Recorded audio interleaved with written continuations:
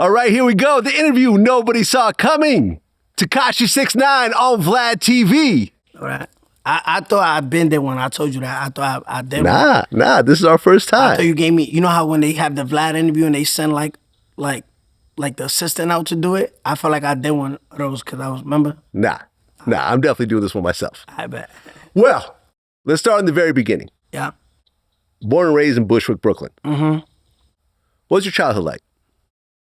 I mean, like a regular childhood, like just Mexican mom came here in 1986. The cliche. Single parent home. My stepfather, who I thought was my real father, played that role for me. But we didn't have crazy money. Just it was a having nothing childhood to I think I was 14 when I just got my first job. My dad passed away in 2010, so that's when I started working with my brother and stuff, just to help my mom out and stuff like that. So it was one of those childhoods. Okay, so your mom is Mexican. Yeah. And she was a factory worker. No, my mom was not a factory. No, she used to clean houses. Clean houses, okay. Yeah. She used to clean houses for like the Hasidic Jews. Okay. Yeah, she always worked with those families. Got it. And your dad, Daniel Hernandez Sr., he's from Puerto Rico. Yeah, I didn't even know who he was till... Right. You were 9 years old. Yeah, I was in third grade when he showed up. Okay, but your mom said that your dad was dead at one point? No. Okay. I thought my real dad was my stepfather. Stepdad. Yeah, Luis Nazario. So you meet your dad around 8 or 9 years old. What was it like to see your dad for the first time? Like, did he look like you? Nah, I didn't even know. I was walking home from school. This dude comes up to me, asks me for directions, right? And he asked me, where's a train or whatever, like a train station. I said, yo, you walk down, go left. That's where you're going to find a train. That's me coming out of school. So we keep walking like 3 to 4 blocks. And then the same dude shows up, like as we walk in, like into my house, I see the same dude. So I found it weird because we 4 blocks away and he asked me where's the train directions. I send him the other way. So when I send him the other way and I see him, standing by the house, on the same block of the house, I found it weird. And then I told my mom, I was like, yo, didn't this dude ask me for the directions of the train? And then he came up to me and I was like, yo, I said it was that way. And then he's like, yo, I'm your dad. That's how and then I looked at my mom started crying. I was like, yo, fuck.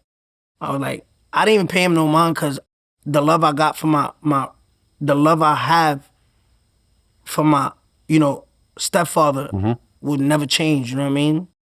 And so I just... Well, didn't your real dad have some drug problems? Well, yeah, he had drug problems and stuff like that. And he kept having drug problems. Yeah.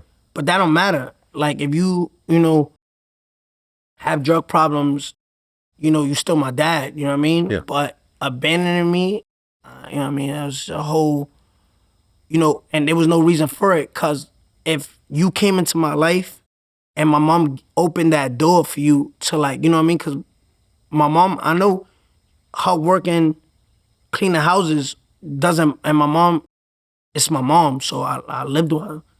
And I'm a mama's boy. I could tell if my mom really needed us to go to like a father figure's, she would let that happen because she's always working. So we used to stay, me and my brother used to stay home by ourselves doing nothing. You know what I mean? We didn't have the money to do nothing. We couldn't go nowhere. So him being a drug addict is not an excuse for not, wanting us in his life. He also went to prison for a while for drugs. Well, I still don't know. For drug selling, I think. Yeah, I still don't know. To be honest with you, I never looked into it. I don't care about it. You know what I mean? Yeah. It's still not an excuse. You know what I mean? He was out of prison. From what I understand, went to Orlando to live with his family or whatever. Didn't come look for us till he needed some help. You know what I mean? Yeah. Okay, and you had an older brother. Well, you have an older brother, yeah. Oscar. Yeah, Oscar.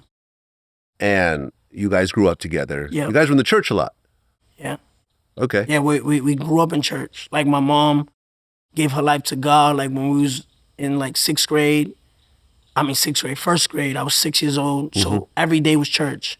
Tuesday, Thursday, Friday, Saturday, and Sunday. And Sunday twice. And Sunday twice because church started at 9:30 and finished, 8:30 and finished at 11:30. And from 11:30, the church would resume back at 5 o'clock for the second, culto. So we would stay in church because everybody from the church would go upstairs and the pastor's wife would cook. And we would just stay there. So from 8:30 to 9:30 at night, we'll be in church all day. So that's 10 hours?